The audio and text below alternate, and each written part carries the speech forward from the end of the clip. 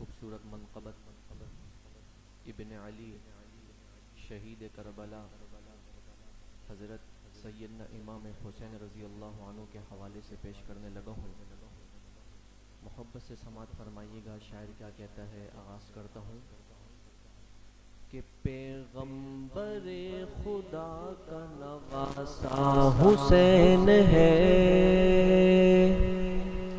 پیغمبر خدا کا نواسا حسین ہے، ابن علی شہید کربلا حسین ہے، حسین تو حسین ہے، حسین تو حسین ہے، حسین تو حسین ہے، حسین تو حسین ہے، نبی کا نور عین ہے، حسین تو حسین ہے، وہ فاطمہ کا چین ہے، حسین تو حسین ہے، پیغمبر خدا کا نواسا حسین ہے، ابن علی شہید کربلا حسین ہے، حسین تو حسین ہے، حسین تو حسین ہے، حسین تو حسین ہے،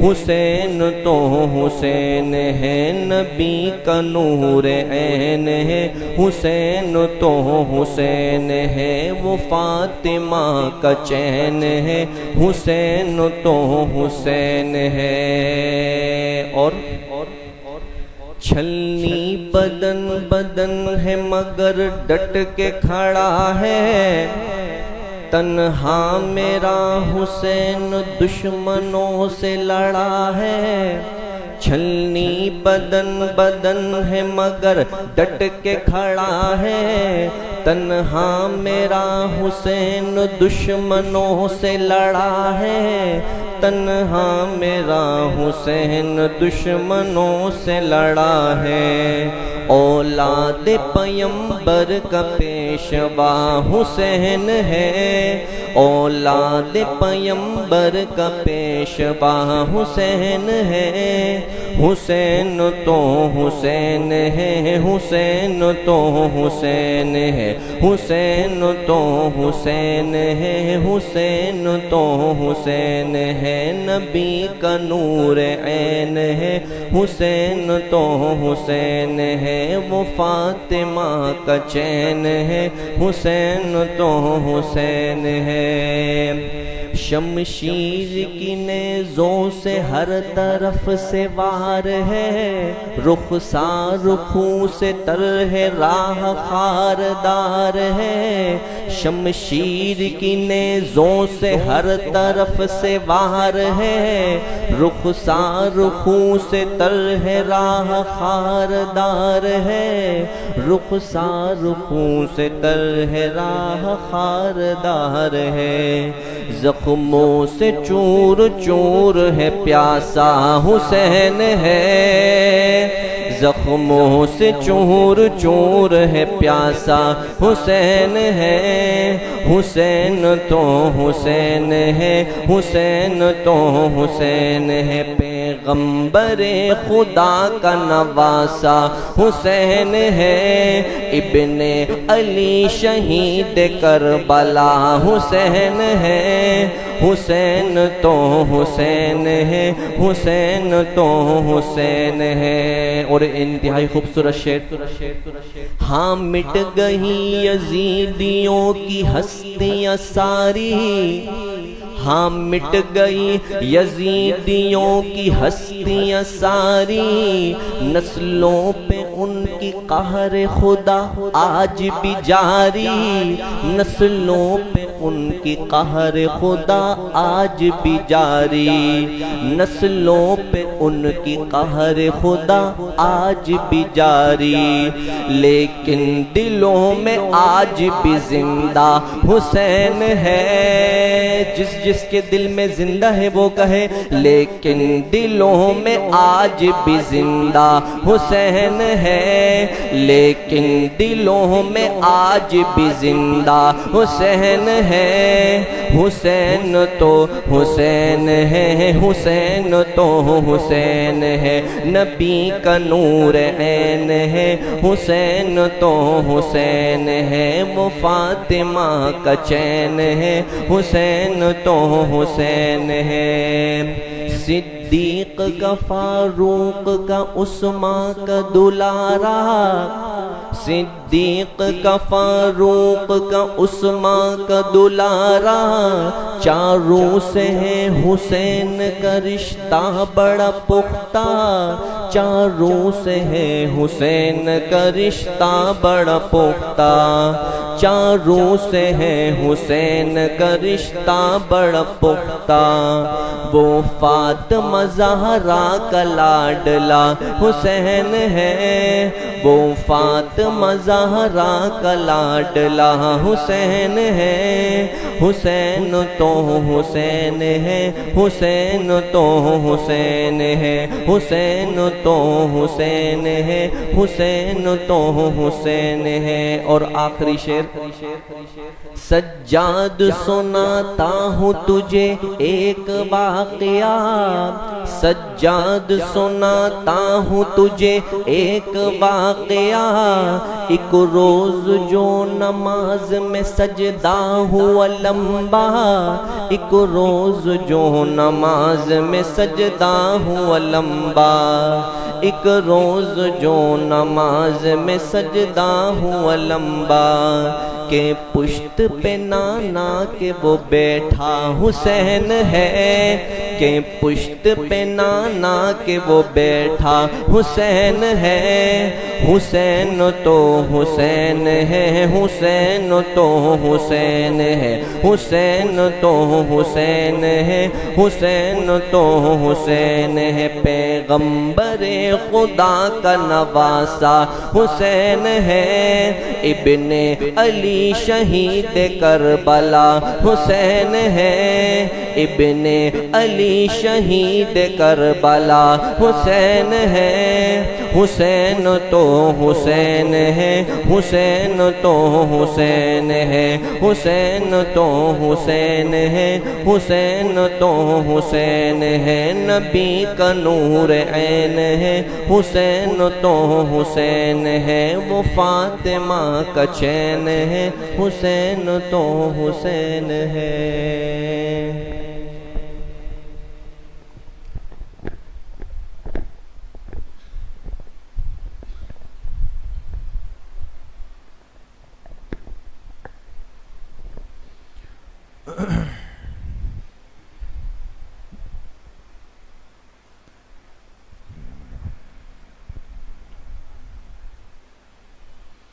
بسم اللہ الرحمن الرحیم،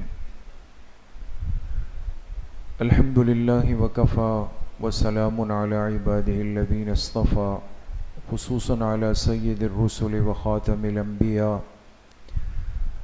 وعلى آلہ واصحابہ الاتقیاء، اما بعد فاعوذ باللہ من الشیطان الرجیم، بسم اللہ الرحمن الرحیم، ولا تحسبن الذين قتلوا في سبيل الله أمواتا بل أحياء عند ربهم يرزقون، وقال رسول الله صلى الله عليه وسلم الحسن والحسين سيدا شباب أهل الجنة، صدق الله وصدق رسوله النبي الكريم، یا رب صل وسلم دائما ابدا علی حبیبک خیر الخلق کلہم۔ تمام احباب ایک مرتبہ محبت و عقیدت سے درود شریف پڑھ لیں۔ اللہم صل علی محمد وعلی آل محمد کما صلیت علی ابراہیم وعلی آل ابراہیم انک حمید مجید، اللہم بارک علی محمد وعلی آل محمد کما بارکت علی ابراہیم وعلی آل ابراہیم انک حمید مجید۔ میرے انتہائی قابل قدر دوستوں، بھائیوں اور بزرگوں، الحمدللہ آج محرم الحرام کی نسبت سے آپ کی اس مسجد میں دوسری خصوصی مجلس منعقد ہو رہی ہے گزشتہ سالوں کی طرح،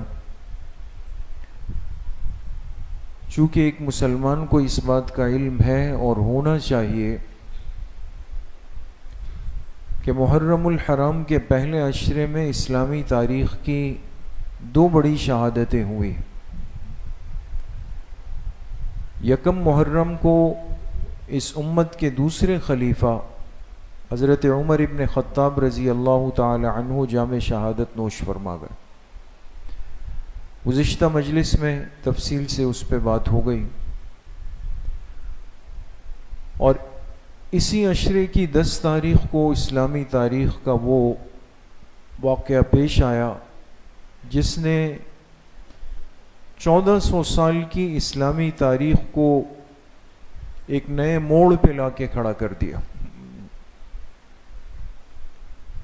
جو ظلم عظیم حضور علیہ الصلاۃ والسلام کے خانوادے پر، آپ کے مبارک نواسوں پر، آل و اولاد پر ہوا، اس کو سوچ کر بھی انسان کا کلیجہ منہ کو آتا ہے.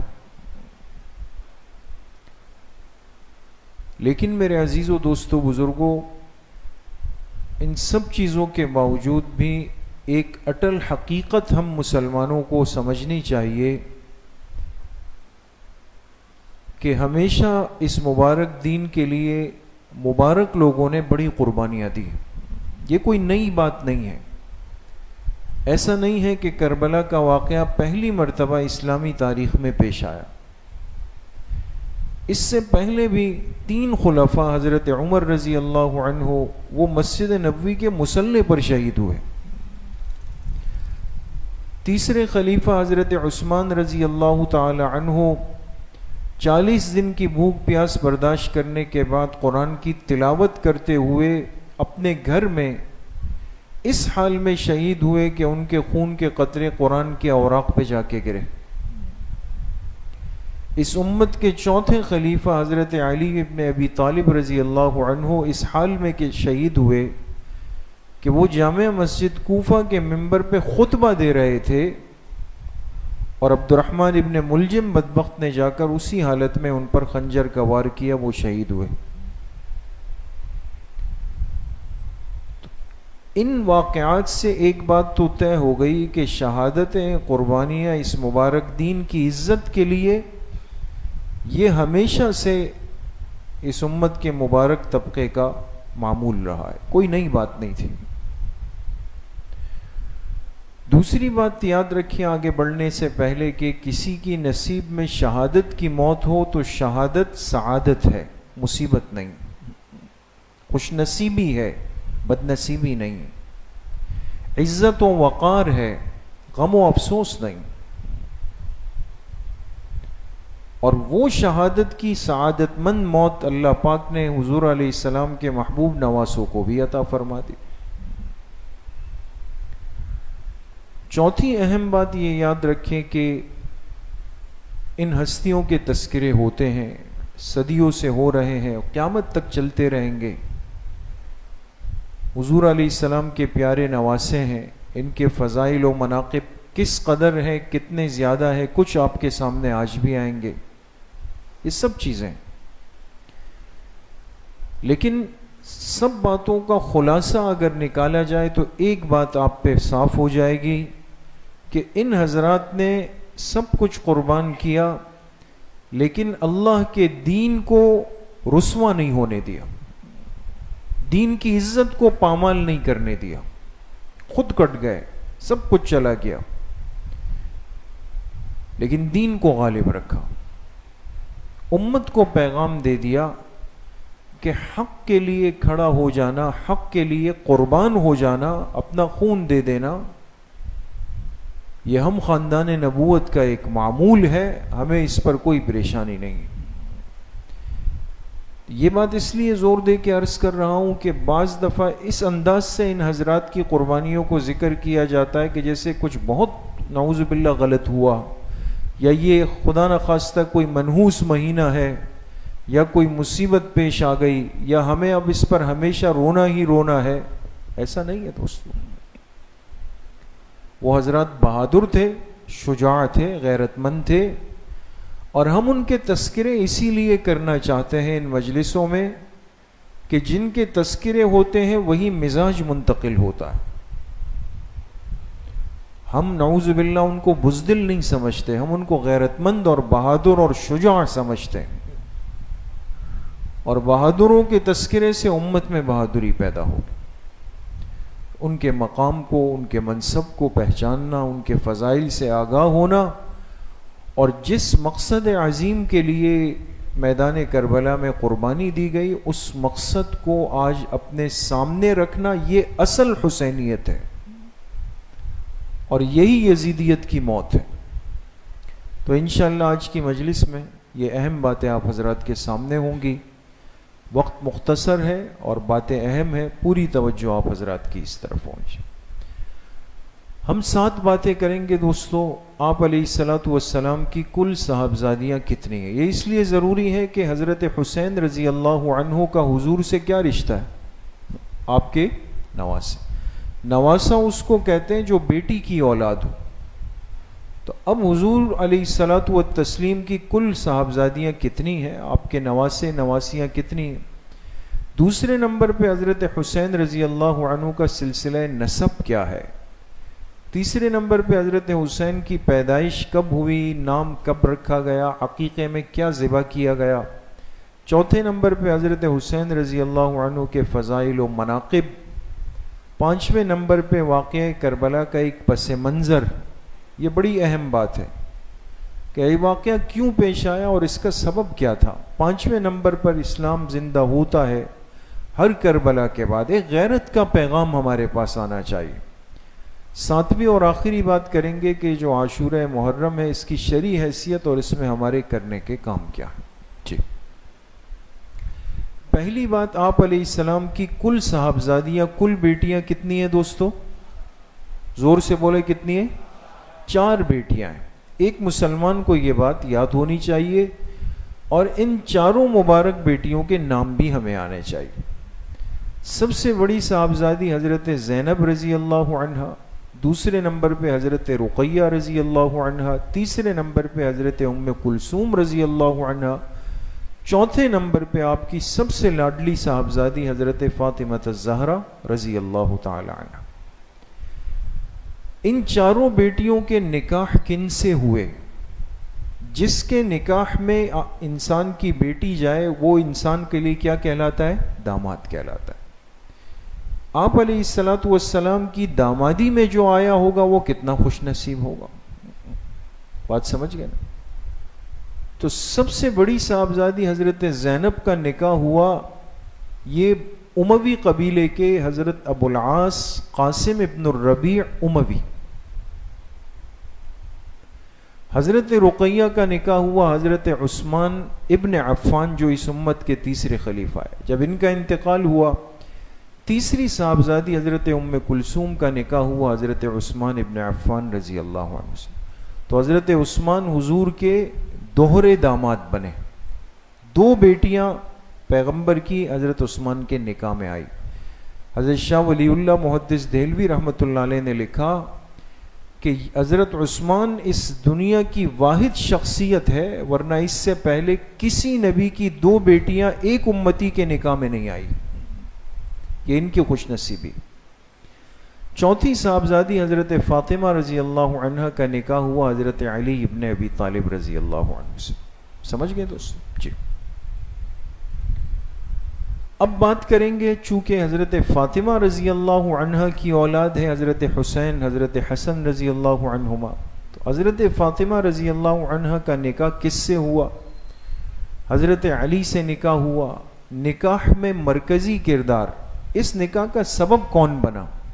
دیکھیں نا، کہیں رشتہ ڈالا جاتا ہے، لیا جاتا ہے تو کوئی نہ کوئی تو بیچ میں ہوتا ہے. حق مہر کتنا تھا اور نکاح میں خرچہ کس نے کیا؟ ایک زیرہ تھی حضرت علی رضی اللہ عنہ کے پاس، وہ کس نے خریدی تھی؟ اور حضرت علی اور حضرت فاطمہ رضی اللہ عنہ کی اولاد اور ان کے نام. جی. حضرت فاطمہ کا حضرت علی رضی اللہ عنہ سے نکاح کیسے ہوا؟ یہ بڑی اہم بات ہے دوستو. یہ آپ کی چوتھی اور آخری صاحبزادی تھی اور ہر ایک کی خواہش تھی کہ یہ نسبت میرے پاس آ جائے یا میرے بیٹے کے پاس آ جائے. تو حضرت فاطمہ سے نکاح کے لیے دوسرے حضرات نے بھی نکاح کے پیغام بھیجے، یہاں تک کہ حضرت ابوبکر اور حضرت عمر رضی اللہ عنہما کا تذکرہ بھی آتا ہے، لیکن آپ علیہ الصلاۃ والسلام نے فرمایا کہ میری بیٹیوں کے نکاح کے فیصلے من جانب اللہ ہوتے ہیں۔ کیا مطلب؟ میری بیٹی کس کے نکاح میں جائے گی یہ فیصلہ کون کرتے ہیں؟ اللہ تعالیٰ کرتے ہیں۔ تو معلوم ہوا کہ حضور کے داماد عام لوگ نہیں ہو سکتے، وہ اللہ کے منتخب کردہ ہوتے ہیں۔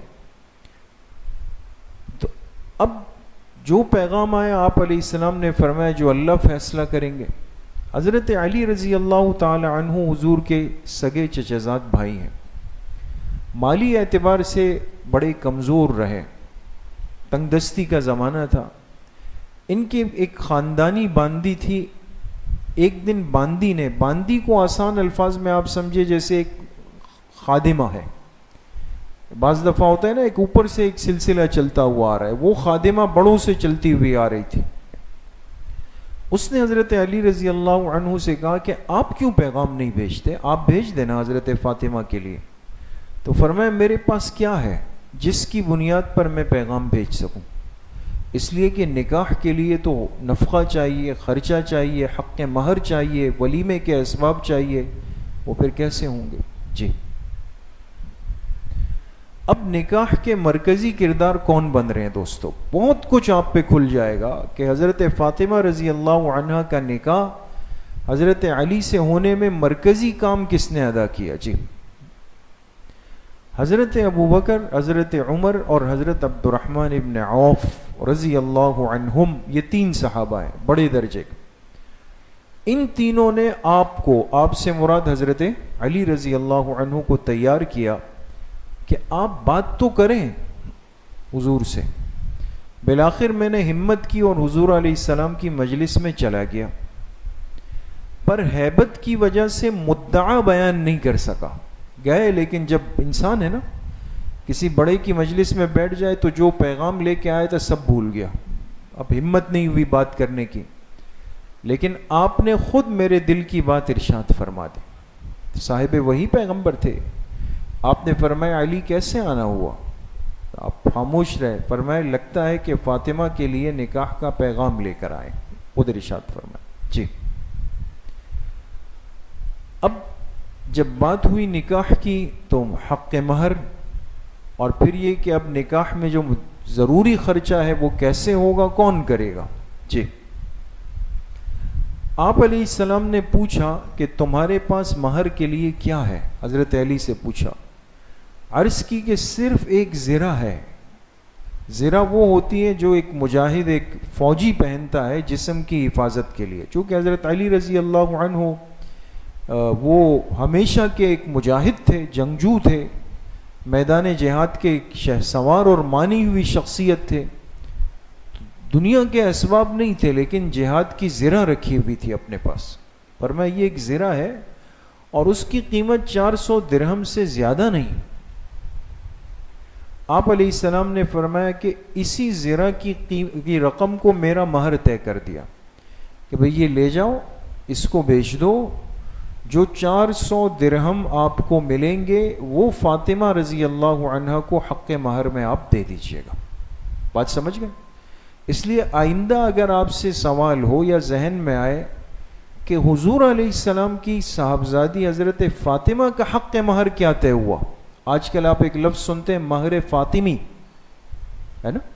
اور علماء کہتے ہیں بھئی انسان کے پاس اگر سہولت ہو تو مہر فاطمی طے کر دے نکاح میں 131 تولہ 3 ماشا چاندی کی جو قیمت بنے گی، 131 تولہ 3 ماشا چاندی، یہ مہر فاطمی ہے دوستو۔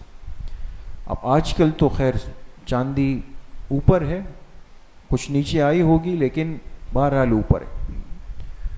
تو یہ مہر طے ہو گیا حضرت علی رضی اللہ عنہ کا کہ آپ جا کے زرہ بھیج دیں۔ جی اب زرہ کس نے خریدی؟ مدینہ منورہ کے بازار چلے گئے، زرہ لے کے کھڑے ہو گئے، کوئی خریدار آئے تو اس کو بیچ دیں۔ جی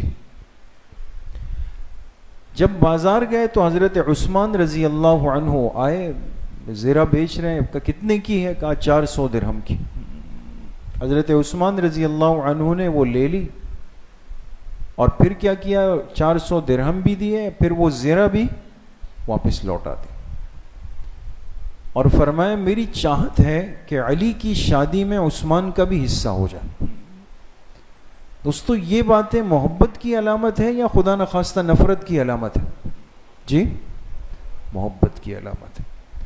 انسان جس کی خوشی میں شریک ہو, جس کی خوشی میں اپنا حصہ ڈالے, اس کا ہاتھ مضبوط کرے, یہ محبت کے رشتوں میں ہوتا ہے, نفرت کے رشتوں میں نہیں ہوتا دوستو. اس لیے صحابہ اکرام کے آپس میں محبت کے رشتے ہیں, اہل بیت اور صحابہ کے آپس میں محبت کے انتہائی گہرے رشتے ہیں. جی اب حضرت علی رضی اللہ عنہ اور حضرت فاطمہ کی اولاد اور ان کے نام. جی اس نکاح سے دیکھیں حضرت علی رضی اللہ عنہ نے اور بھی نکاح فرمائے حضرت فاطمہ کے انتقال کے بعد, لیکن اس نکاح سے 5 بچے پیدا ہوئے. کتنے بچے؟ 3 بیٹے اور 2 بیٹیاں. پہلا بیٹا حضرت حسن رضی اللہ عنہ, دوسرے حضرت حسین رضی اللہ عنہ جن کا تذکرہ ہم کر رہے ہیں آج کی مجلس میں, تیسرے حضرت محسن رضی اللہ عنہ. یہ ان کے بھائی تھے سگے, لیکن یہ بچپن میں فوت ہوئے. 2 بیٹیاں, ایک حضرت زینب اور ایک حضرت ام کلثوم. دوسرے نکاح سے ایک بیٹی ہوئی, ان کا نام حضرت رقیہ رکھا گیا. آپ ایک چیز پہ غور کریں گے دوستو کہ حضرت فاطمہ نے اپنی بیٹیوں کے جو نام رکھے نا, زینب, ام کلثوم اور ایک رقیہ, یہ تینوں حقیقت میں ان کی کیا تھی؟ بہنیں بھی تھیں. انسان اپنی بہنوں کی یاد میں اپنی بیٹیوں کے نام رکھتا ہے تاکہ وہ یاد رہے. جی اب حضرت حسین رضی اللہ تعالی عنہ کی صاحبزادیاں آپ کے سامنے بات آ گئی. اب ان کا سلسلہ نسب کیا ہے دوستو؟ جی پورا نام ابو عبداللہ حسین ابن علی ابن ابی طالب ابن عبد المطلب ابن ہاشم. بنو ہاشم جو کہلاتے ہیں وہ آپ کے پردادا ہیں اس نسبت سے. جی حضرت حسین کی پیدائش کب ہوئی؟ نام کس نے رکھا؟ عقیقے میں کیا ذبح کیا گیا؟ جی حضرت حسین رضی اللہ عنہ کی پیدائش 5 شعبان سن 4 ہجری میں ہوئی. آپ اندازہ لگائیں, امت نے حضور کے خاندان کے بچوں کی سن ولادت بھی محفوظ رکھی, تاریخ محفوظ رکھی کہ یہ بچے پیدا کب ہوئے, حضور کے یہ مبارک نواسے کب دنیا میں آئے. 5 شعبان سن 4 ہجری مدینہ منورہ میں حضرت حسین رضی اللہ عنہ پیدا ہوئے. جب یہ پیدا ہوئے تو آپ کے والد حضرت علی نے اس بیٹے کا نام کیا رکھا؟ شروع میں حرب رکھا. حرب کے معنی آتے ہیں جنگ کے, چونکہ وہ مزاجن جہاد کا وہ ذوق غالب تھا. آپ علیہ السلام جب آئے اور حضرت حسین رضی اللہ عنہ کو دیکھا, گود میں لیا, پوچھا کیا نام رکھا؟ فرمایا حرب. آپ نے فرمایا یہ حسین. تو بڑے بیٹے کا نام حسن بھی آپ علیہ السلام نے رکھا اور دوسرے بیٹے حسین یہ بھی آپ علیہ السلام نے رکھا. عقیقے میں 2 مینڈھے یعنی 2 دمبے ان کی طرف سے قربان کیے گئے. جی فضائل و مناقب کی بات, حضرت حسین رضی اللہ عنہ کا مقام مرتبہ کیا ہے؟ جی احادیث میں کئی روایات آپ کو ملیں گی, ابھی آپ کے سامنے آتی ہیں. خود محبوب دو جہاں جناب نبی کریم صلی اللہ علیہ وسلم کی آپ سے کس درجہ محبت تھی. پھر خلفائے ثلاثہ, 3 خلفاء سے مراد کون ہوں گے دوستو؟ حضرت ابوبکر, حضرت عمر, حضرت عثمان رضی اللہ عنہم. ان تینوں خلفاء کی حضرات حسنین یعنی حضرت حسن و حسین رضی اللہ عنہ سے کس درجے کی محبت تھی. جی یہ 3 روایتیں ہم نے یہاں لکھی ہیں. پہلی روایت میں آپ علیہ السلام نے فرمایا حسین منی وانا من الحسین, حسین مجھ سے ہے میں حسین سے ہوں. اور فرمایا اللہم احب من احبا، اے اللہ جو حسین سے محبت رکھے آپ اس سے محبت فرمائیں۔ دیکھیں اللہ کی محبت کو حاصل کرنے کا طریقہ یہ ہے، ہمیں ان ہستیوں سے محبت کرنی پڑے گی دوست۔ دوسری روایت میں فرمایا ہما ریحانتا یا الجنہ، یہ جو دونوں ہیں نا، دونوں سے مراد یعنی حضرت حسن و حسین رضی اللہ عنہ، فرمایا یہ دونوں تو میرے جنت کے پھول ہیں۔ تیسری روایت میں فرمایا الحسن والحسین سیدہ شباب اہل الجنہ، حسن و حسین یہ جنت کے نوجوانوں کے سردار ہیں۔ جی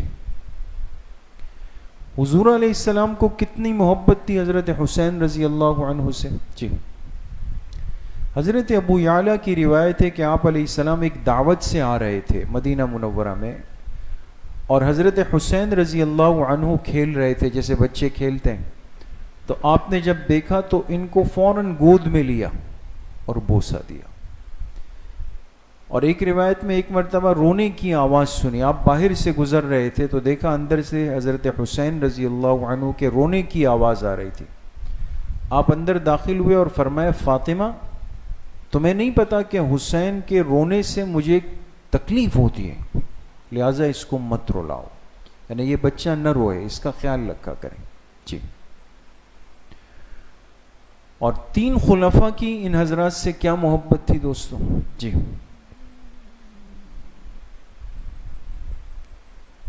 آگے چلیں۔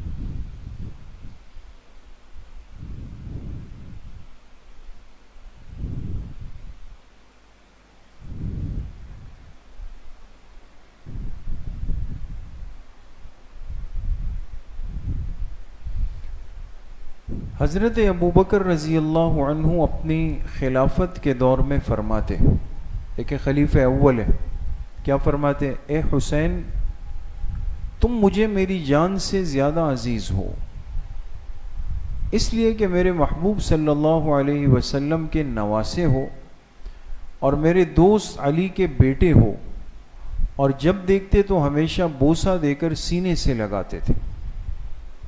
حضرت عمر رضی اللہ عنہ کے دور خلافت میں شرکائے بدر کے برابر 5000 درہم وظیفہ مقرر کیا، اور ان کو دیکھ کر فرماتے ہمارے سروں پر عزت کا تاج اللہ کے فضل اور خاندان نبوت کی برکت سے۔ حضرت عثمان رضی اللہ عنہ کے دور خلافت میں حضرات حسنین سے اتنی محبت فرمائی کہ حضرت عثمان کی شہادت کے وقت بھی پہرا دینے والے یہی دونوں حضرات تھے۔ کتنی بدنصیبی اور بدبختی کی بات ہوگی دوستوں کہ انسان یہ ذہن بنائے یا یہ باتیں کریں کہ نعوذ باللہ ان حضرات کی اور حضور کے خاندان کی آپس میں بنتی نہیں تھی یا ان کی حق تلفی ہوئی۔ آپ حقیقت حال کو دیکھیں کہ وہ جو حضور کے لیے سب کچھ لٹانے پہ تیار ہو گئے تھے، حضور کے خاندان کو کیسے تکلیف دے سکتے تھے؟ جو گھر کی ایک سوئی لا کر حضور کی خدمت میں پیش کر دے، اور جن کے لیے حضور فرمائے کہ ابوبکر کا اتنا احسان ہے کہ قیامت کے دن اللہ پاک اس کو چکائیں گے، ان کے بارے میں کوئی کہے کہ بھئی ان بزرگوں کا حق انہوں نے مارا۔ اس لیے عرض کرنے کا مقصد دوستوں بزرگوں یہ کہ ہم اپنے عقیدے کی اصلاح کریں، اپنے آپ کو تو مضبوط اور محفوظ رکھیں نا، ہر آدمی کی بات میں آ کے پریشان ہو جانا یہ ہماری کمزوری کی علامت ہے. اب واقعہ کربلا کا پس منظر، یہ بڑی اہم بات ہے. دیکھیں دوستو، میں آپ سے ایک بات عرض کرتا ہوں مختصراً، وقت بہت کم ہے. چونکہ واقعہ کربلا پیش آیا سن 61 ہجری میں، 61 ہجری.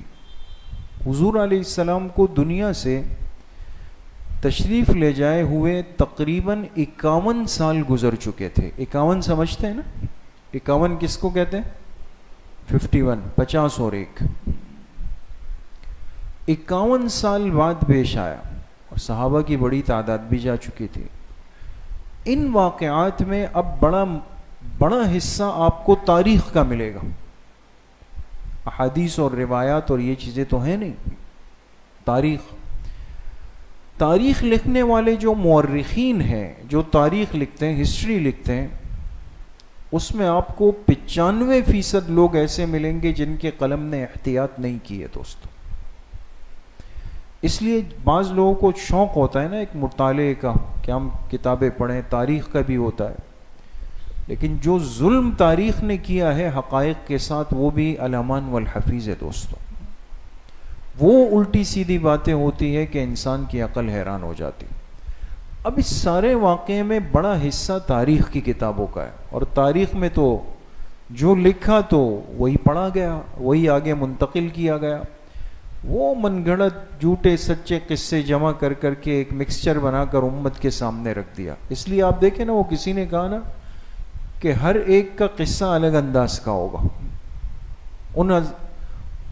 دوسری جانب کے بزرگ بھی جو واقعات بیان کرتے ہیں ان حضرات کے، آپ سنیں ہر سال کچھ نیا ایڈ ہو رہا ہوگا اس میں، وہ پچھلے سال نہیں تھا. ایک واقعہ ہے لیکن ہر ایک اس میں کچھ نیا ڈال کر کے اس کو بیان کر. اسی کی تاریخ ہے دوستوں. تو اس لیے اس میں کچھ چیزیں حقیقت کی ہیں، اس کو سمجھنا بہت ضروری ہے. دوسری بات یہ ہے کہ خدا نخواستہ بعض دفعہ ایسی کیفیت بنا دی جاتی ہے کہ یہ حضرات یعنی حضور کا خاندان ایک طرف ہو جائے، ان کے مقابلے میں بجائے ان کو نقصان پہنچانے والے دشمنوں اور بدبختوں کے حضور کی مبارک جماعت صحابہ کو کھڑا کر دیتے کہ بھئی یہ آپس میں اس طرح تھے. انسان کا ایمان ڈگمگا جاتا ہے دوستو. تو اس لیے حقائق کچھ اور ہیں، اس کو تھوڑا سا سمجھنے کی ضرورت ہے. بس مختصراً جو اہم بات ہے وہ میں عرض کرتا ہوں. پہلی بات یہ کہ حضرت امیر معاویہ رضی اللہ عنہ جو اس امت کے عادل خلیفہ ہیں، حضور علیہ السلام کی وحی کے کاتب ہیں، بڑی شان والے صحابی ہے، ان کا انتقال ہوتا ہے. اور ان کے انتقال کے بعد ان کا سگا بیٹا یزید ابن معاویہ وہ خلافت کے منصب پہ بیٹھ جاتا ہے. بات سمجھ رہے ہیں دوست؟ جس یزید کا تذکرہ ہوتا ہے نا کہ بھئی یزید نے ظلم کیا، یزید نے خانوادہ نبوت کے ساتھ یہ کیا، یہ یزید حضرت امیر معاویہ رضی اللہ عنہ کے بیٹے ہیں. اس میں کوئی شک نہیں ہے، بیٹے ہیں ان کے. لیکن ایک سوال ہے، کامن سی ایک بات ہے، ایک عام سی بات ہے سیدھی سی، کہ اگر کسی نیک صالح عالم عابد زاہد صاحب تقوی والد کا بیٹا نالائق اور نکما نکل آئے تو ہم والد کو گالیاں دیں گے، اس کو برا بھلا کہیں گے. حضرت نوح علیہ السلام اللہ کے پیغمبر ہیں، لیکن سگا بیٹا کنعان جس کا تذکرہ قرآن میں، وہ عذاب پانی کے عذاب میں غرق ہو گیا اس لیے کہ وہ ایمان نہیں لایا. کیا کہیں گے آپ؟ حضرت ابراہیم علیہ السلام اللہ کے خلیل پیغمبر ہے، لیکن اپنے والد حضرت ابراہیم علیہ السلام کے آزر وہ بت پرست تھے، ناکام ہو کے چلے گئے. کیا کہیں گے آپ؟ تو یہ تو دنیا میں سب چیزیں ممکن ہیں دوستو، کہ والد کمال کے ہیں اور بیٹا جو ہے وہ نالائق نکما نکھٹو ہے. کبھی اس کے الٹ بھی ہوتا ہے، اولاد بہت اچھی ہے اور بڑے جو تھے وہ نالائق نکل گئے. یہ سب چیزیں. تو اب حضرت معاویہ رضی اللہ عنہ تو شان والے صحابی ہیں. 64 لاکھ مربع میل 2/3 دنیا پر اسلام کے نظام کو غالب کیا. پانی بحری بیڑا تیار کر کے سمندر میں اتارا، جنت کی بشارت ملی، حضور کی دعائیں لی. بیٹا یزید جس وقت مسند نشین بنایا جا رہا تھا یہ بالکل صحیح تھا. اب انسان کو کیا پتا کہ اس نے آگے جا کر یہ سب کچھ کرنا ہے، لیکن انتظامی صلاحیتیں یزید میں تھی تو اس کو بٹھا دیا. بعد میں اس نے جو کچھ کیا، الٹا سیدھا ظلم زیادتی کی. یاد رکھیں ایک چیز ہمارا عقیدہ ہے، ہمارے اکابر علماء دیوبند نے بالکل واضح الفاظ میں لکھا کہ یزید کے فسق و فجور میں کسی کو کوئی شک نہیں ہے. کسی نے یزید کے سر پہ سرپرستی کا ہاتھ نہیں رکھا کہ یہ ہمارے ہیں. بات سمجھ گئے؟ تو یہ تو ہمارا عقیدہ ہے کہ ہم یزیدی نہیں ہیں دوستو، ہم یزیدی نہیں ہیں، ہم حسینی ہیں بہر صورت. تو کسی صورت بھی ان کے سر پہ ہاتھ نہیں رکھا جا سکتا کہ یہ صحیح ہے، درست ہے، یا ایک صحابی کے بیٹے ہیں. حضرت امیر معاویہ پر ایمان لانا فرض ہے، لیکن یزید فاسق و فاجر ہو گیا، ناکام ہو کے چلا گیا، اتنا بڑا جرم لے کر کے قیامت کے دن بھگتے گا. بات سمجھ گئے دوست؟ تو حضرت امیر معاویہ رضی اللہ عنہ کا انتقال ہوا، یزید مسند نشین بن گیا. جی، وفات سے پہلے حضرت معاویہ نے یزید کو وصیت کی کہ مجھے محسوس ہوتا ہے، دیکھیں الفاظ کو دیکھیں، میرے مرنے کے بعد لوگ حضرت حسین کو تمہارے مقابلے پر لے آئیں گے، ایسا ہوا تو تم ان کی عزت کا خیال رکھنا اور درگزر کا معاملہ رکھنا. بات سمجھ گئے؟ وہ تو وصیت کر کے جا رہے ہیں کہ ان ہستیوں کا خیال رکھنا ہے. جی، یزید کی زبردستی بیعت سے حضرت حسین رضی اللہ عنہ کا انکار. اب یہ اصل وہ ٹرننگ پوائنٹ جس کو کہتے ہیں. اب یزید جب مسند پر بیٹھا اور بیعت کا سلسلہ شروع ہوا اور آگے معاملات بگڑے، تو طریقہ کار یہ ہوتا ہے کہ خلیفہ وقت کے ہاتھ پر بیعت کی جاتی ہے. اب مثال کے طور پہ ہمارے خلیفہ، مثال دے رہا ہوں، اسلام آباد میں ہو اور وہ کہے پورا پاکستان میرے ہاتھ پر بیعت کرے، تو خود تو وہ پورے پاکستان جا نہیں سکتے، جو ان کے پاس جائیں ایک صورت، ورنہ ان کے نمائندے آئیں گے مجمع میں کہ ہاں بھائی فلاں کے ہاتھ پر بیعت، ہم سب کہیں گے ہاں بھائی بیعت کر لی، کام ہو گیا. اب یزید کے لیے بیعت شروع ہو گئی. چلتے چلتے بات آ گئی مدینہ منورہ. اب مدینہ منورہ کے اندر تین شہزادے موجود تھے. کتنے شہزادے؟ 3. ابھی آپ نام ذہن میں رکھیں گے. ایک حضرت حسین رضی اللہ عنہ حضور کے نواسے، ایک حضرت عبداللہ ابن عمر رضی اللہ عنہ حضرت عمر کے بیٹے اور بڑے جلیل القدر صاحب علم، اور ایک عبداللہ ابن زبیر رضی اللہ عنہ جو حضرت عائشہ رضی اللہ عنہ کے بھانجے تھے اور بڑے خاندان کے تھے. یہ تینوں مدینہ منورہ میں تھے. ان کے بارے میں پتہ چلا کہ ان تینوں نے یزید کی بیعت سے انکار کر دیا. نہیں کر. حکمران کو محسوس ہو کہ فلاں آدمی اگر مقابلے پر آیا تو مجھے نقصان پہنچ سکتا ہے، تو وہ اس کو اپنے لیے خطرہ سمجھتا ہے. یزید نے کیا کیا کہ مدینہ کے گورنر ولید ابن عتبہ کو خط لکھا جو مدینہ پر، کہا ان تینوں حضرات کو بیعت پر مجبور کریں کہ میرے ہاتھ پر بیعت کرے تاکہ لوگوں کا ذہن صاف ہو جائے. اب ہوا کیا کہ یہ جو 2 حضرات تھے نا، عبداللہ ابن عمر اور عبداللہ ابن زبیر رضی اللہ عنہ، انہوں نے حکمت پر عمل کیا، حکمت پر، اور راتوں رات مدینہ چھوڑ کر مکہ مکرمہ چلے گئے. بعض دفعہ مصیبت اور فتنے سے بچانے کے لیے انسان احتیاط کرتا ہے، گوشہ نشین ہو جاتا ہے. یہ حضرت مکہ چلے گئے. جی،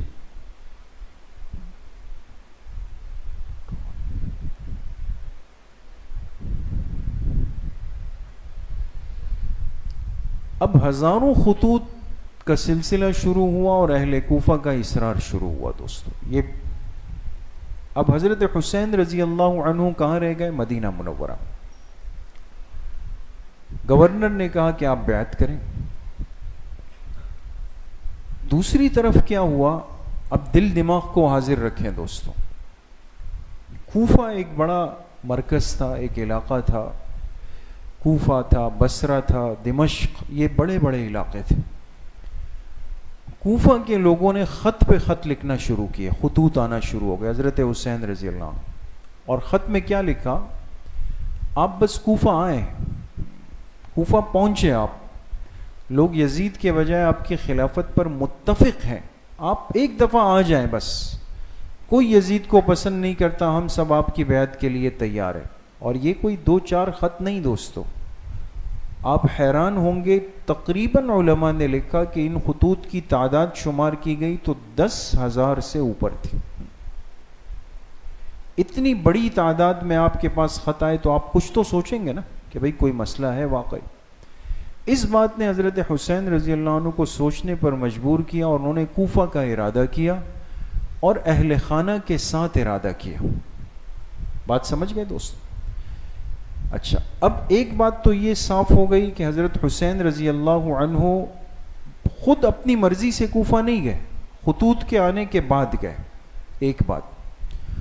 دوسری بات یہ ہے کوئی جنگ کے لیے نہیں گئے. جنگ کے لیے جاتے تو آپ بتائیں گود کے بچے کو کوئی لے جاتا ہے یا گھر کی مستورات کو لے جاتا ہے یا صرف 82 افراد کے ساتھ جا کے ہزاروں کے لشکر سے لڑنے کے لیے جاتا ہے؟ یہ تو کوئی تک نہیں بنتی.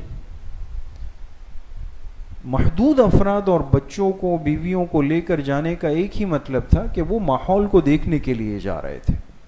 بات سمجھ؟ اس فیصلے پر اکابر صحابہ کی رائے دیکھیں. آج لوگ کہتے ہیں کہ بھئی جب حضرت حسین رضی اللہ عنہ جا رہے تھے تو باقی صحابہ کیا کیا؟ انہوں نے نہ ان کے ساتھ گئے، نہ ان کو مشورہ دیا. مشورہ دیا، کیا مشورہ دیا وہ دیکھیں دوستو. اب جب حضرت حسین رضی اللہ عنہ جانے لگے تو تھے تو صحابی حضور علیہ السلام کے نواسے، بغیر مشورے کے تو نہیں. تو انہوں نے 5 حضرات سے مشورہ کیا. عبداللہ ابن عباس جو ان کے چچزاد تھے، عبداللہ ابن عمر، حضرت ابو سعید خدری، حضرت جابر ابن عبداللہ، عبداللہ ابن جعفر، ان 5 سے مشورہ کیا کہ کوفیوں کے ہزاروں خطوط ہیں، کیا کروں؟ ان سب حضرات نے منع کیا. کہاں جانے سے؟ کوفہ مت جائیں. اس کا مطلب یہ ہوا کہ انسان جب مشورہ کرتا ہے تو ظاہر سی بات ہے کہ مشورہ ان سے کرتا ہے جن پر اعتماد ہو نا، جن پر مطمئن ہو بندہ.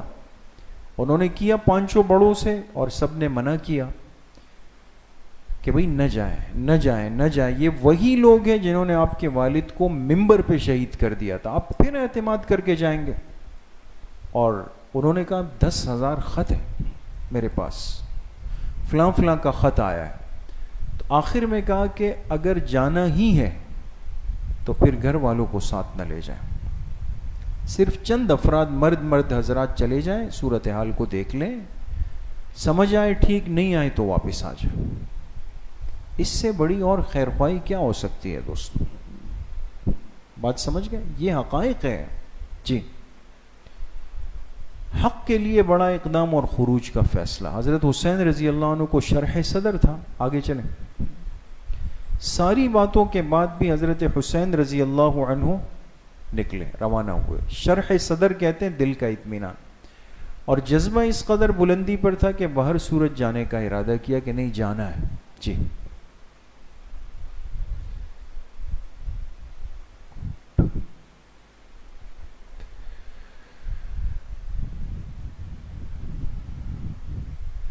اچھا، اب میں آپ سے بات عرض کر دوں، یہ ابھی صحیح ہو جائے گا، مسئلہ نہیں.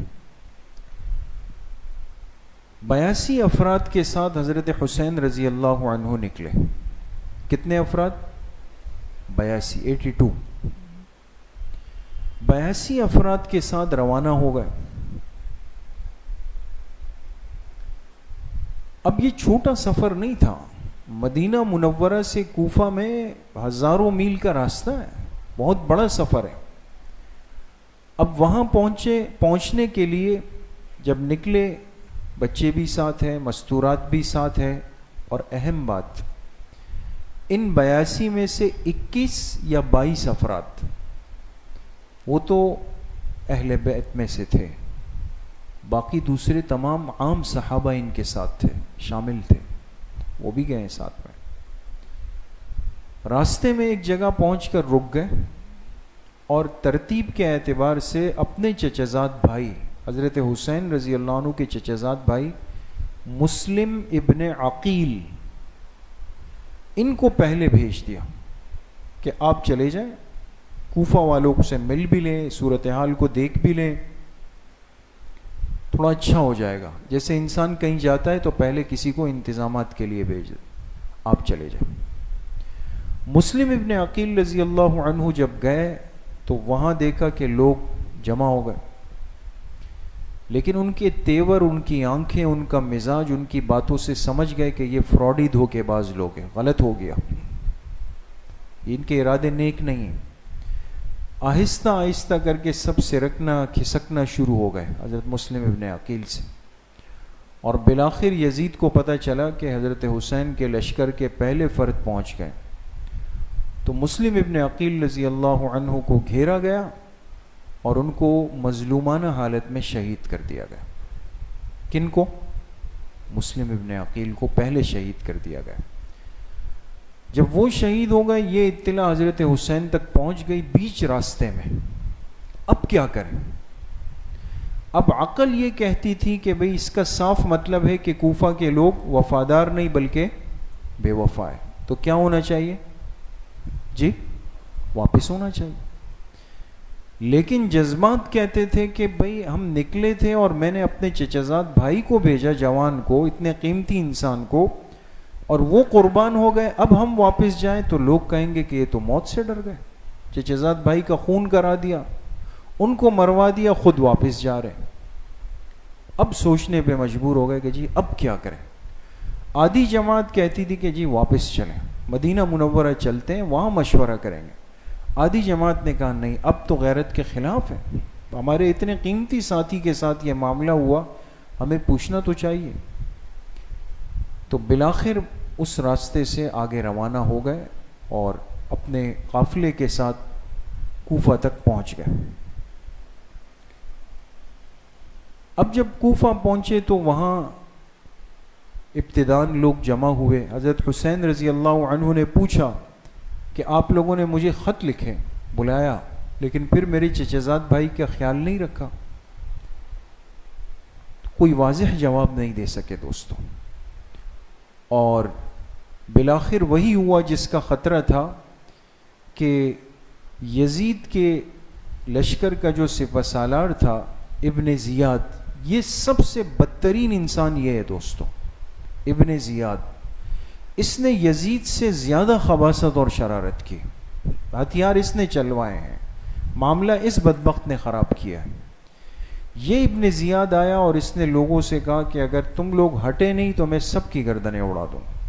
اب اتنا بڑا مجمع موت کے خوف سے ہٹنا شروع ہوا۔ حضرت حسین رضی اللہ عنہ اپنے ان افراد کے ساتھ اور چند گنے چنے وفادار جو کوفہ کے لوگ تھے وہ رہ گئے، بس اب معاملہ یہ بن گیا۔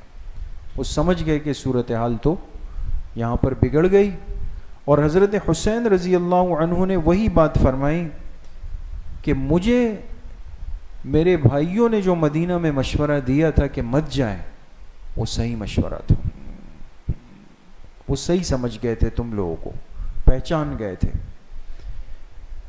بہرحال اب کیا ہوا دوستو، یہ بڑی اہم بات ہے۔ حضرت حسین رضی اللہ تعالی عنہ نے 3 صورتیں رکھی، 3 صورتیں۔ ایک صورت یہ رکھی کہ بھئی جو ہونا تو ہو گیا، نقصان ہو گیا، لیکن چلیں ہمیں واپسی کا راستہ دیں، میں اپنے مستورات بچوں کو لے کر واپس مدینہ منورہ چلا جاؤں، ایک صورت۔ اور اگر وہاں نہیں تو پھر ملک شام قریب ہے، ہمیں اس کی سرحد کراس کرنے دیں، ہم وہاں چلے جاتے ہیں، وہاں سے ہم اپنی ترتیب بنائیں گے۔ تیسری صورت یہ ہے کہ ہمیں یزید سے ملاقات کرائی جائے ہماری، ہم اس سے بات چیت کریں۔ بات سمجھ گئے؟ ایسا نہیں تھا کہ ہڑا ہڑی میں بس تلواریں چلی اور یہ سب کچھ ہو گئے، سب پس منظر ہے اس کے پیچھے۔ آپ آگے چلیں، آگے آگے آگے آگے۔ یہ حضرت مسلم ابن عقیل کی قبر ہے دوستو، جن کا تذکرہ ابھی ہوا، یہ ان کی قبر مبارک ہے۔ جی آگے آگے چلیں۔ آگے چلیں. یہ حضرت حسین نے 3 صورتیں رکھی تھی. واپس مدینہ جانے دیا جائے, قریبی ملک کی سرحد جانے دے, یا یزید سے خود ملاقات کرے. اب دیکھیں کتنی ایک واضح صورت تھی کہ جس میں کوئی خون نہیں بہتا, کوئی نہ کوئی راستہ بنتا ہے. ابن زیاد نے تینوں باتیں رد کی کہ نہیں, مقابلہ, یا تو بیعت یا مقابلہ. اب جو بیعت انہوں نے مدینہ بیٹھ کر نہیں کی تھی, یہاں آ کر کرتے تو یہ تو اور زیادہ بری صورتحال تھی. بیعت تو نہیں ہو سکتی. کہا ٹھیک ہے, میدان کربلا کو مقتل بنانے کی تیاری شروع کر دی کہ ٹھیک ہے پھر تو اب مقابلہ ہوگا. جی, یہ حر ابن رباحی ہے, یہ حضرت حسین رضی اللہ عنہ کے ساتھ کوفہ میں شامل ہوئے, لیکن اس شخص نے بڑی وفاداری کی اور یہ حضرت حسین رضی اللہ عنہ کی طرف سے لڑے, اور ان سے پہلے یہ سب سے پہلے یہ شہید کر دیے گئے. یہ ان کی قبر ہے دوستوں. جی, یہ دوستوں میدان کربلا ہے. تو پرانی تصویر ہے, ہمارا عراق کا سفر ہوا ہے ان مقامات کا, اور اب تو یہ بہرحال ایک سڑک, ایک بڑی شاہراہ کی شکل میں میدان کربلا موجود ہے وہاں پر. جی, یہ وہ جگہ ہے کربلا میں جہاں حضرت حسین رضی اللہ عنہ کا خیمہ لگایا گیا تھا. جی, یہ دریائے فرات ہے جس کا بڑا تذکرہ ہے کہ حضرت حسین رضی اللہ عنہ 3 دن کے پیاسے تھے, اور دریائے فرات اتنا قریب تھا لیکن ان بدبختوں نے پانی پینے نہیں دیا. جی, یہ بھی دریائے فرات ہے. جی, اچھا, اب مقابلہ شروع ہوا. اب ظاہر سی بات ہے کہ مقابلہ کوئی جوڑ کا تو تھا نہیں, یہاں تو چند حضرات تھے, وہاں پورا لاؤ لشکر تھا, نقصان ہوا. جی, حضرت حسین رضی اللہ عنہ کی مظلومانہ شہادت ہوئی. کل کربلا کے شہداء کتنے, اور اس قربانی سے حاصل ہونے والا سبق کیا؟ اب دیکھیں دوستو, بات اختتام پر ہے. 10 محرم عاشورہ کے دن حق و باطل کا یہ معرکہ ہوا. باوجود کم تعداد و اسباب کے آپ علیہ السلام کے خانوادے نے بھرپور مقابلہ کیا, ایک ایک کر کے شہید ہو گئے. حضرت حسین رضی اللہ عنہ پر ایک بدبخت نے حملہ کیا, آپ شہید ہوئے. پھر آپ کے سر مبارک کو جسم سے الگ کیا گیا تاکہ یزید سے داد لے سکے. یعنی سر مبارک الگ کیا گیا. ابھی آپ کے سامنے تصویر آئے گی کہ وہ الگ جگہ پر دفن ہے اور آپ کا جسم مبارک جو ہے وہ الگ جگہ پر. اب جب یہ سب کچھ ہو گیا نا دوستوں, یہ سب نقصان ہو گیا, حضور کا خاندان کٹ گیا, شہید ہو گیا, یہ دیکھ کر کے اہل کوفہ اب رونے لگ گئے. یہ وہی لوگ تھے جنہوں نے خطوط لکھ کر کے بلوایا, عین موقع پر ساتھ چھوڑ دیا, اور شہادت کے بعد پھر ہائے وائے شروع کر دی, رونا شروع کر دیا کہ ہائے یہ کیا ہو گیا. اب دیکھیں دوستو, آپ کو بہت کچھ سمجھ آ جائے گا, ماحول کو بھی سمجھ جائیں گے, حالات کو بھی, صورتحال کو سمجھ جائیں گے, کیا ہوا ہے, کس کی بد دعا لگی. حضرت زینب رضی اللہ عنہا, یہ حضرت حسین رضی اللہ عنہ کی بہن تھی. ان کی قبر جو ہے وہ دمشق شام میں ہے, ہم گئے ہیں. سیدہ زینب اس نام سے ہی پورا علاقہ ہے, اور انہوں نے بڑی بڑی آزمائشیں دیکھی ہیں حضرت زینب نے نا. یہ زندہ بچ گئی تھی. تو جب انہوں نے دیکھا نا کوفہ والے رو رہے ہیں, تو فرمانے لگی تمہیں نے ہمیں بلایا اور اب ہمیں مار کر مکاری کا رونا روتے ہو, اللہ تمہیں قیامت تک رلائیں گے. سمجھ گئے دوستو, وہ حضرت زینب رضی اللہ عنہ کی بددعا, اس کا اثر آپ آج بھی دیکھیں گے. یہ وہی چل رہی ہے دوستو, خود کر کے رونے والے حضرت زینب رضی اللہ عنہ کی بددعا کے اندر شامل ہو گئے, محروم ہو گئے. جی, یہ حضرت حسین رضی اللہ عنہ کی جو قبر مبارک ہے, ایک بہت بڑے حصے میں آپ کا مقبرہ بنایا گیا, بڑا خوبصورت بہرحال انداز سے. جی, یہ ان کے جو مزار کے اندر جانے کا راستہ ہے مرکزی. جی, یہ گنبد اس پر بنایا گیا بالکل سنہری کلر کا, اور رات کو جب چمکتا ہے تو ایک عجیب سی کیفیت ہوتی ہے دوستو. جی, یہ وہ دروازہ ہے, اس پہ یا ابا الشہداء لکھا ہوا ہے. جی, یہ حضرت حسین رضی اللہ عنہ کی قبر مبارک ہے, سر مبارک کے بغیر دوستو. سر جو ہے وہ شام دمشق کے اندر ہے, وہ بھی ابھی آپ کے سامنے آ جائے گا. جی, جی آگے، یہ حضرت حسین رضی اللہ عنہ کے سر مبارک کو، یہ ایک اس طرح ایک شیشہ سا بنا ہوا ہے بالکل دمشق کے اندر، وہاں باب الصغیر قبرستان ہے، اس کے سامنے ایک جگہ پر آپ کے سر مبارک کو دفن کیا گیا ہے۔ جی یہ دیکھیں دوستوں، اس طرح یہ بالکل عین کہتے ہیں اس جگہ کی سیدھ میں آپ کا سر مبارک دفن ہے۔ جی یہ سر مبارک کی جگہ ہے۔ کل شہدائے کربلا کتنے ہیں دوستوں؟ جی ٹوٹل آنے والے حضرات کتنے تھے دوستوں؟ 82، شاباش۔ اس میں سے 72 انفاس قدسیاں شہید ہو گئے، کل کتنے رہ گئے؟ 10 رہ گئے۔ جی یہ باب الصغیر قبرستان ہے، یہ شام میں 16 اہل بیت شہداء کے سر مبارک اس کے اندر دفن کیے گئے ہیں۔ جی جی آگے، اچھا اب یہ بڑی اہم بات ہے دوستو، یہ وہ حضرات تھے جن کے سر دفن کیے گئے، یہ حضرت حسین رضی اللہ عنہ کی اولاد ہے۔ آپ حیران ہوں گے کہ یہ تختی آج بھی وہاں لگی ہوئی ہے، اور یہ ہم نے خود اس کی یہ تصویر لی ہوئی ہے۔ آپ ان بچوں کے نام پڑھیں تو آپ کو اس میں بڑے عجیب نام ملیں گے۔ یہ کیا لکھا ہوا ہے دوستو؟ جی آواز نہیں آ رہی دوستو؟ عمر ابن علی۔ یہ کبھی ایسا ہوتا ہے کہ انسان کی جس سے بنتی نہیں اس کے نام رکھتے؟ جی اس قربانی سے حاصل ہونے والا سبق کیا ہوا دوستوں؟ جی 3 باتیں۔ آل رسول صلی اللہ علیہ وسلم حق پر قربان ہو جائیں لیکن باطل کو قبول نہیں کریں گے۔ دوسری بات پتہ چلی کہ شہادت نعمت ہے، مصیبت نہیں۔ آپ کو پورے واقعے میں نہیں ملے گا کہ یہ حضرات ایسے ایسے ایسے، اپنے ستر، حجاب، پردہ، چادر رکھے۔ نمبر 2، 9-10 محرم یا 10-11 محرم کو روزوں کا اہتمام کرے۔ حدیث پاک میں ہے کہ جس نے عاشورہ یعنی 10 محرم کا روزہ رکھا، مجھے اللہ کی ذات سے امید ہے کہ گزشتہ 1 سال کے گناہوں کا کفارہ بن جائے گا۔ تو اس سال 10 محرم کس دن آ رہی ہے دوستوں؟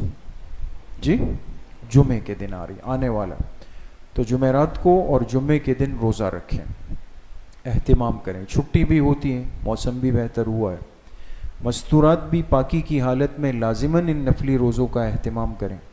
جمعرات جمعہ نہ رکھ سکے تو جمعہ اور ہفتہ رکھ لیں۔ صرف 10 محرم کا روزہ رکھنا فقہا نے لکھا مکروہ تنزیہی ہے، رکھ سکتے ہیں لیکن اس میں ایک گونا کراہیت سی پیدا ہوگی، اس لیے کہ آپ علیہ السلام نے پسند نہیں فرمایا۔ تیسرا عمل یوم عاشورہ یعنی 10 محرم کے دن اہل خانہ پہ وسعت کرنا، صرف گھر والوں پہ، اپنے گھر والوں پہ وسعت کرنا۔ حدیث میں جس نے اپنے گھر والوں پہ عاشورہ کے دن وسعت کی اللہ اس پر پورا سال وسعت کریں گے۔ تو یہ روایت موجود ہے لیکن اس پر عمل ہوگا اپنے گھر کی حد تک۔ تو 10 محرم کو انسان اہتمام کر لے، دسترخوان وسیع کر لے، بیوی بچوں کے لیے ہدیے تحائف لے جائے، ان کو اچھا پانی خرچہ دے دے، اور روزہ اگر رکھا ہے تو افطار کا دسترخوان وسیع کر لے، رات کے کھانے کا وسیع کر لیں۔ بعض علماء نے لکھا جو گھر کے خادمین ہیں، خدمت والے ہیں، ان کا بھی خیال کر لیں، یہ اہل خانہ ہے۔ باقی اس سے ہٹ کر جو ہم مبالغہ کرتے ہیں، ادھر ادھر چیزیں کرتے ہیں، ان چیزوں کی کوئی شرعی حیثیت نہیں، یہ سب خرافات و بدعات ہے، اس سے اجتناب بہرحال ضروری ہے۔ یہ ایک مختصر تذکرہ تھا ان شہدائے کربلا کا کہ جو بہت بڑی قربانی دے کر قیامت تک کے لیے بہرحال زندہ ہو گئے۔ ظاہری شکست کے بعد بھی بعض لوگ حقیقی طور پہ کامیاب ہوتے ہیں، اور بعض لوگ ظاہری کامیابی کے باوجود بھی حقیقی طور پہ ناکام ہوتے ہیں۔ یزید ظاہری طور پہ کامیاب ہوا لیکن حقیقت میں ناکام ہوا۔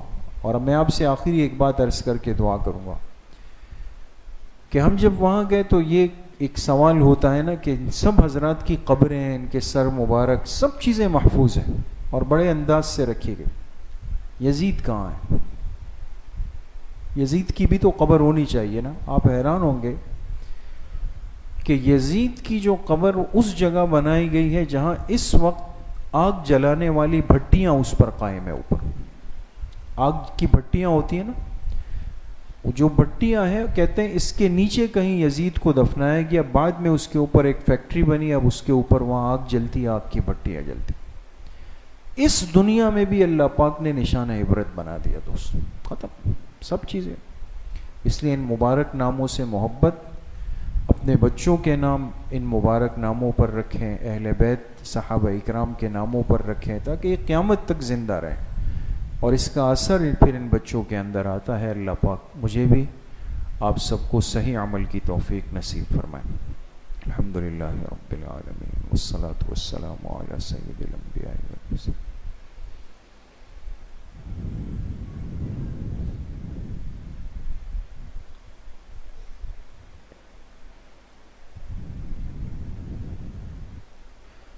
ہمارے خدمت والے ساتھی بھائی آفاق کے دادا کا گاؤں میں انتقال ہوا ہے، دعا فرمائے اللہ ان کے دادا جان کی مغفرت فرمائے، اللہ ان کے درجات بلند فرمائے.